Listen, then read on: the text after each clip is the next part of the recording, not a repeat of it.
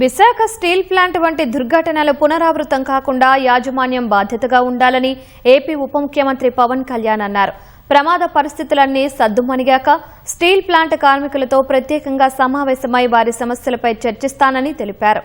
కార్మిక సంఘాలు ఏ ప్రభుత్వం వచ్చినా కార్మికుల పక్షానే ఉండాలి తప్ప పార్టీలకు కొమ్ము కాయకూడదని హితవు పలికారు. స్టీల్ ప్లాంట్ ప్రమాద క్షతగాతులను విశాఖ కిమ్స్ ఐకాన్ ఆసుపత్రిలో పవన్ కళ్యాణ్ పరామర్శించారు. 3 బాధితులను వారి కుటుంబ సభ్యులను ఓదార్చారు.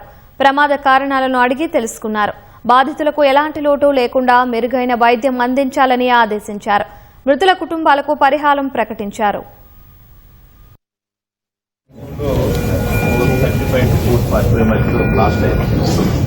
సడన్లీ లాస్ట్ అయ్యేటప్పుడు మీరు ఇంకా ఎట్లా వచ్చింది పడిపోయాను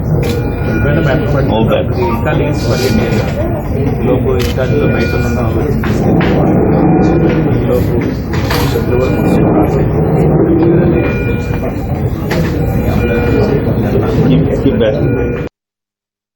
బొకారో స్టీల్ ప్లాంట్ నుంచి నాకున్న ఇన్ఫర్మేషన్ ఒక 3 మెన్ కమిటీ ఒకళ్ళు వచ్చి ఫామ్ చేస్తే దాన్ని ప్రిలిమినరీ ఇన్వెస్టిగేషన్స్ వాళ్ళు వస్తారు. ఒక ఎమోషనల్ గానో ఏదైనా కూర్చోబెట్టి సడన్గా ఒక మాట అనేకూడదు. అది మా అందరి మీద బాధ్యత ఉంది. అందుకని ముందు ప్రభుత్వ పరంగా కానీ మొత్తం అసలు ఒక్కొక్క రెగ్యులర్ ఎంప్లాయీస్ ప్రాణాలు కోల్పోయిన వాళ్ళందరికీ కూడా 1,72,00,000 వారికి అందజేయడం జరుగుతూ ఉంది. అలాగే కాంట్రాక్ట్ ఎంప్లాయీస్కి 45.75 లక్షలు, అలాగే వాళ్ళ ఎంటైటిల్డ్ టర్మినల్ బెనిఫిట్తో పాటు మరణించిన వారి కుటుంబానికి 5 లక్షలు ఎక్స్గ్రేషియా, మరణించిన వారి కుటుంబ సభ్యులకు ఒక్కొక్కరికి ఉద్యోగం, సివియర్గా ఇంజూర్ అయిన వారికి 10 లక్షలు, అలాగే ట్రీట్మెంట్లు అయ్యే ఖర్చు మొత్తం రాష్ట్రీయ ఇస్పాట్ నిగమ్ లిమిటెడ్ వారు భరిస్తారు.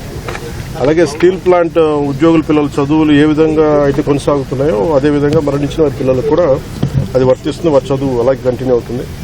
మరణించిన వారి national date of superannuation that means retirement ఏ రోజు వరకు అయితే ఉంటుందో అప్పుడు దాకా వారి కుటుంబ సభ్యులు స్టీల్ ప్లాంట్ క్వార్టర్స్లోనే ఉండొచ్చు. అలాగే ఎవరైతే కుటుంబ సభ్యులు స్టీల్ ప్లాంట్ టౌన్షిప్ బయట ఉన్నారో వారు కూడా ఇఫ్ దే డిజైర్ అంటే వాళ్ళు కోరుకుంటే ఆ స్టీల్ ప్లాంట్ క్వార్టర్స్లో కూడా వాళ్ళు కూడా ఉండొచ్చు.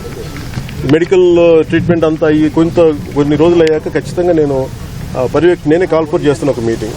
ఒకసారి ఆ మీటింగ్లో మన విశాఖ స్టీల్ ప్లాంట్ కార్మికులు అసలు ఏ సమస్యలు ఉన్నాయి ఏంటి ఉన్నది నేను అందరినీ సావధానంగా వింటాం.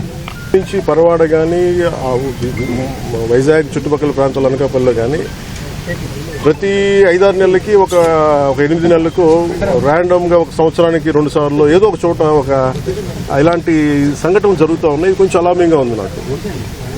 నేను ప్రత్యేకించి ఏం చెప్తున్నానంటే అసలు యాజమాన్యాలు సేఫ్టీ ఆడిట్ ఎంతవరకు చేస్తున్నాయి, అలాగే రాష్ట్ర ప్రభుత్వం నుంచి దీన్ని పర్యవేక్షణ చేయాల్సిన అధికార యంత్రాంగం ఎలా ఉంది, ఇండస్ట్రియల్ చీఫ్ ఇన్స్పెక్టర్ ఆయన ఏ స్థాయిలో ఉన్నారు, ఒకవేళ చిన్న లోపాలు ఏదైనా ఉంటే వాళ్ళకి కూర్చోబెట్టి పంపించారా, ఒకవేళని సపోజ్ ఏదైనా వైలేషన్స్ ఏమైనా ఉంటే వైలేషన్స్ని మీరు రిపోర్ట్ చేశారా, లేదంటే వాళ్ళ దాని మీద యాక్షన్ తీసుకోలేదు, ఇవన్నీ కూడా జరగాలి.